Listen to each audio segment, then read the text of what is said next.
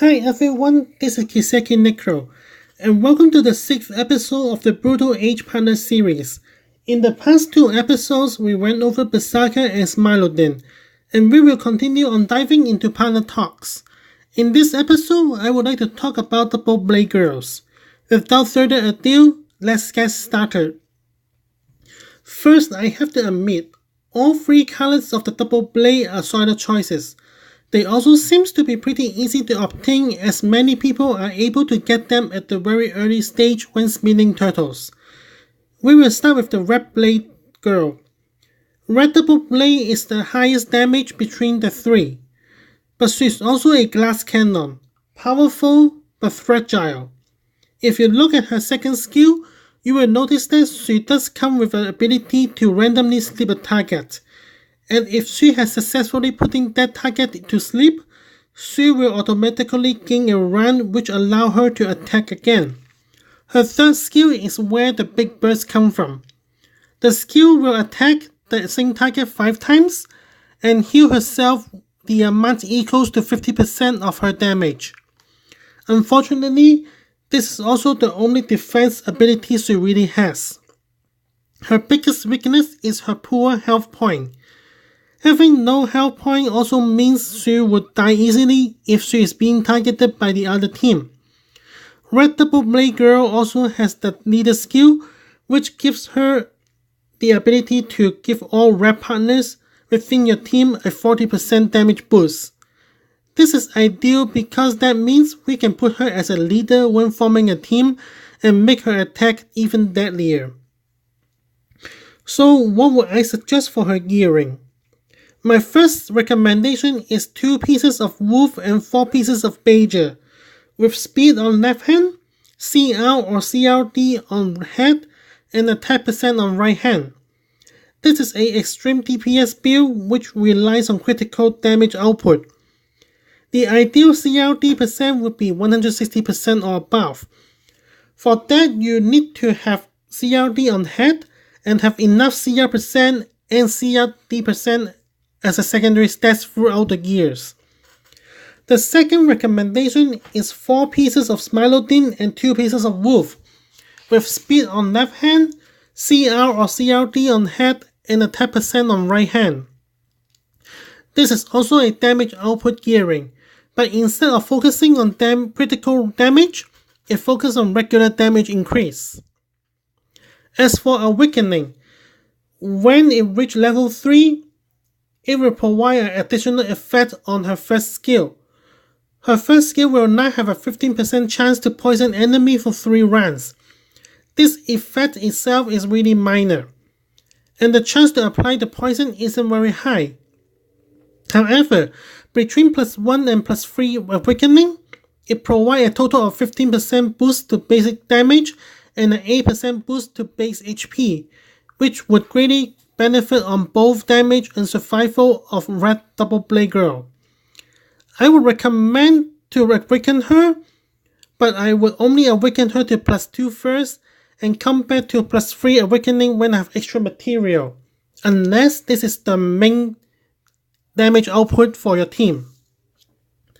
Next one is Green Double Blade. The Green Double Blade has always been a super popular choice over the time because she's almost as powerful as Red Double Blade Girl in terms of damage output, but at the same time she has a decent self-protection. On top of that, she also has a chance to apply a debuff on enemy, which makes her a perfect damage dealer. If you look at her second skill will deal damage and at the same time heal herself. And if she's already at full health when using the second skill, it will provide her a shield instead. This is super useful because it could greatly enhance her survivability. Her third skill will provide slow, attack, and defend debuff on target. That is a total of 50% damage and 70% of defense reduction, which is very nasty. She also has a leader skill that increases all green partner within the team at 40% damage. So this is also an ideal for her to be a leader when you set up a team. For her gearing, it would be same as the red double blade. The first set is 4 pieces of Beija and 2 pieces of Wolf, with speed on left hand, CR or CRD on head, and attack percent on right hand. Secondary stats will focus on attack percent, CR percent, and CRD percent. The second gear set is 4 pieces of Smilodin and 2 pieces of Wolf, with speed on left hand, CR or CRD on head, and attack percent on right hand. What about Awakening? Is she worth spending all the hard-earned relics and stone coins? When Green Double Blade has reached level 3 Awakening, her first skill will have additional effect, which give her 15% chance to blind enemy for 2 rounds. Very similar to Red Double Blade, this add-on effect is very minor. The biggest benefit is really the 18% attack boost between +1 to +3. So for Green Double Blade, my verdict is awaken her if possible. Lastly, let's talk about Blue Double Blade. Blue Double Blade skill is very similar to Green Double Blade except for her third skill, which allows her to attack all enemy and dispel all possible effects at the same time. Surprisingly, Blue Double Blade isn't as popular compared to Red and Green Double Blade, mostly because people has been feeling that she does less damage than Green and Red Double Blade. While it may be true, she is still a pretty good damage dealer overall. Also, with the release of Awakening and new war pattern, it has shed some light to Blue Double Blade. So what about her war pattern? Generally speaking, her war pattern is very similar to Green and Red Double Blade, which is the 4 pieces of Beija or 4 pieces of Smilodin with 2 pieces of Wolf, with speed on left hand, CR or CRD percent on head, and attack percent on right hand.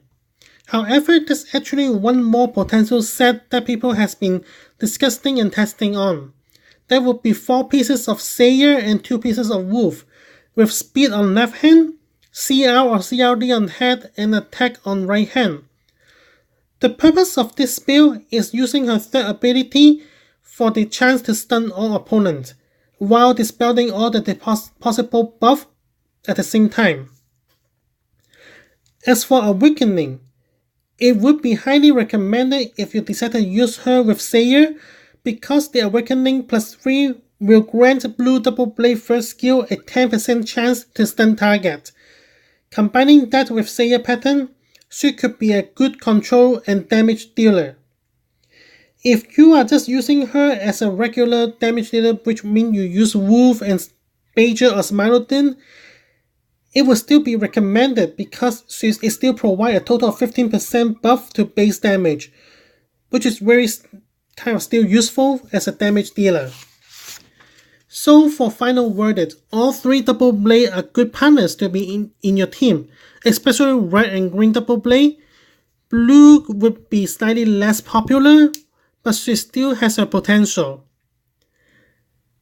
And finally, I do need to point out that with the release of the Awakening system, Double Blade are the partner required for all 4-star partners Awakening +3.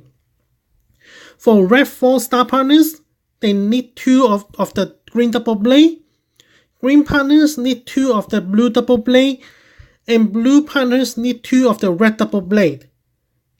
And please note that all the partners used for the Double Blade must be 4 stars, which means you cannot use 5-star or 6-star Double Blade as the Awakening material. So you may want to save as much as Double Blade as you can, so you have access to Awakening instead of just feeding them for skill ups when you have a Double Blade on your team. That's it for this video. I hope you enjoy it. Please leave your comment if you have any interesting story with Double Blade girls. And as always, if you like this video, please give me a like and a thumbs up.